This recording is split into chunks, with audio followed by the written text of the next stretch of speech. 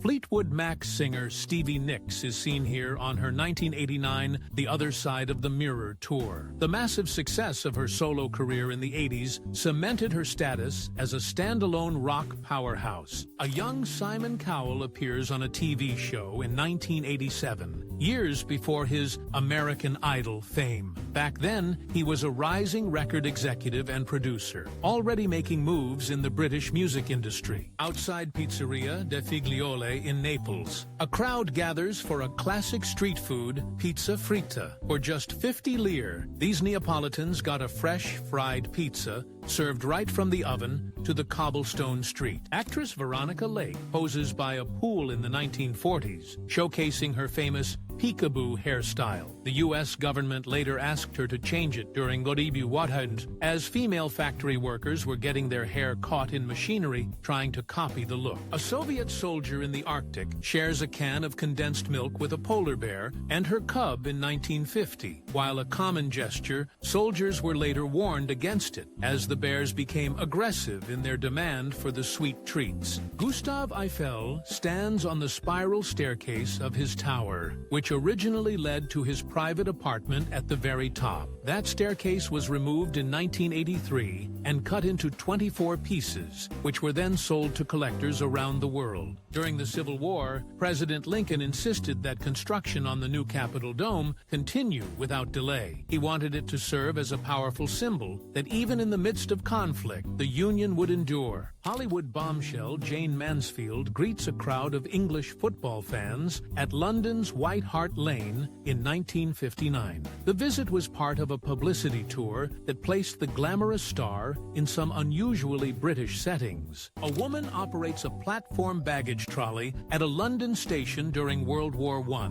With millions of men at the front, women stepped into critical infrastructure jobs to keep the home front running. Pictured are Lewis and Florence Shotridge, members of the Tlingit tribe, in clothing that was not their traditional wear. Lewis was a pioneering Native American ethnologist and museum curator who dedicated his life to the scientific study of his own culture. At the Fiat factory in Turin, Italy, race cars are tested on a full-scale track built on the building's roof in 1923. New cars would come off the assembly line on the ground floor and proceed up an internal ramp through the building to the top for testing. NASA's prototype space shuttle, the Enterprise, causes a major traffic jam while being transported across California in 1977. This test vehicle never actually flew in space, but it was crucial for practicing atmospheric flight and landings. A London policeman carefully judges an ankle competition in the suburb of Hounslow in 1930. Before beauty pageants became mainstream, these local contests were a quirky and popular form of public entertainment. French strongman Charles Rigoulot, an Olympic gold medalist, was considered the strongest man in the world in the 1920s. He became the first person to officially clean and jerk a barbell weighing over 400 pounds. Joe Frazier sends Muhammad Ali to the canvas with a powerful left hook in the 15th round of their 1971 Fight of the Century. This knockdown sealed the victory for Frazier and handed Ali his first ever professional defeat. A common sight in the late 80s, these Soviet high school students are celebrating their last bell ceremony. They wear the traditional school uniform, a custom that would soon fade away with the collapse of their country just 2 years later. Through the ruins of Berlin in September 1945, a U-Bahn train makes its way through an open trench. So much of the city had been destroyed that entire sections of the underground subway system were now exposed to the sky. During a 4-day tour in Korea in 1954, Marilyn Monroe entertained over 100,000 U.S. servicemen. The trip was technically part of her honeymoon with Joe DiMaggio, who reportedly remained behind in Japan while she performed. Hollywood power couple Tony Curtis and Janet Leigh are seen here at their home in the early 1950s. Their daughter,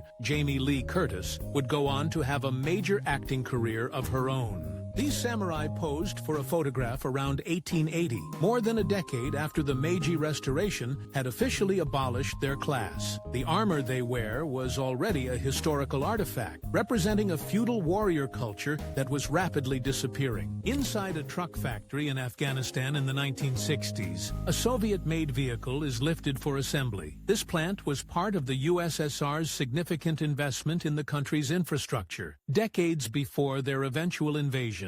A crowded platform in Chicago captures a typical scene from July 1941, just 5 months before Pearl Harbor pulled America into the war. For these commuters heading south, it was just another summer day of crowded platforms and straw hats. From the deck of a boat, Neil Armstrong's wife and 2 sons watched the launch of Apollo 11 in July 1969. While their father embarked on the historic journey to the moon, his family watched from a quiet, personal vantage point. The German airship Hindenburg, over 800 feet long, is seen here in its massive hangar in 1936, a symbol of luxury travel. It featured passenger dining rooms and lounges with panoramic windows before its fiery end a year later. Colonel Harlan Sanders himself attends the opening of a new KFC near Fort Campbell, Kentucky in 1966.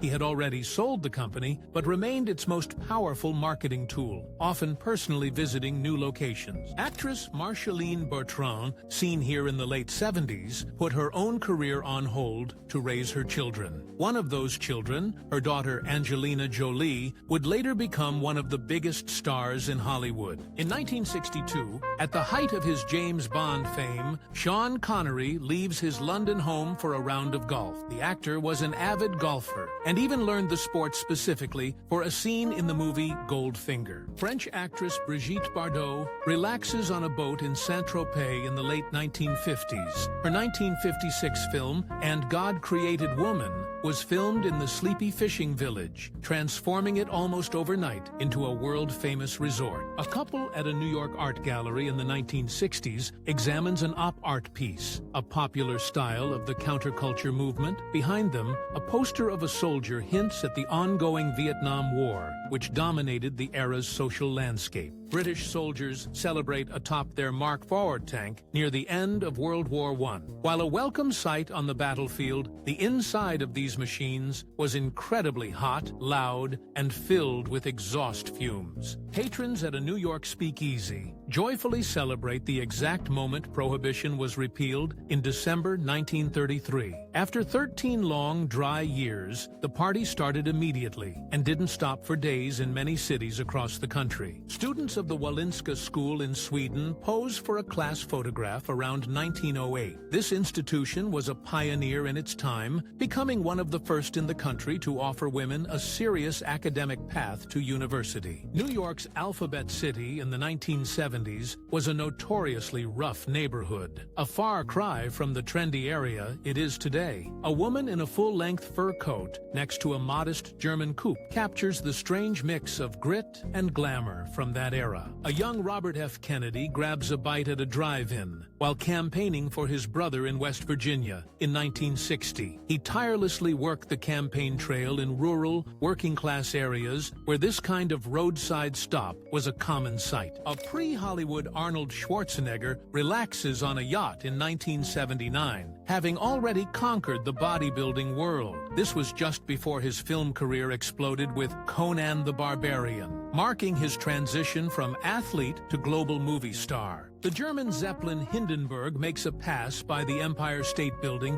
in 1936, a sight that captivated New Yorkers. Although the skyscraper's mast was intended for mooring airships, the high winds at that altitude made the idea too dangerous to ever attempt. Dorothy Dandridge became the first African-American actress nominated for a Best Actress Academy Award for her role in 1954's Carmen Jones. Her talent and determination in the face of significant racial racial barriers opened doors for future generations of actors in Hollywood. Winston Churchill paid a visit to Charlie Chaplin on the set of the film City Lights back in 1929. Churchill was a great admirer of Chaplin's work, and the two men, despite their different worlds, maintained a long and respectful friendship. A group of young women enjoy a game of cards on a Florida beach during the 1940s. The portable radio and modern two-piece swimsuits show how beach culture was becoming a central part of American leisure time. The massive head of the Statue of Liberty was put on display at the 1878 Paris World's Fair to help raise funds for its completion. For a small fee,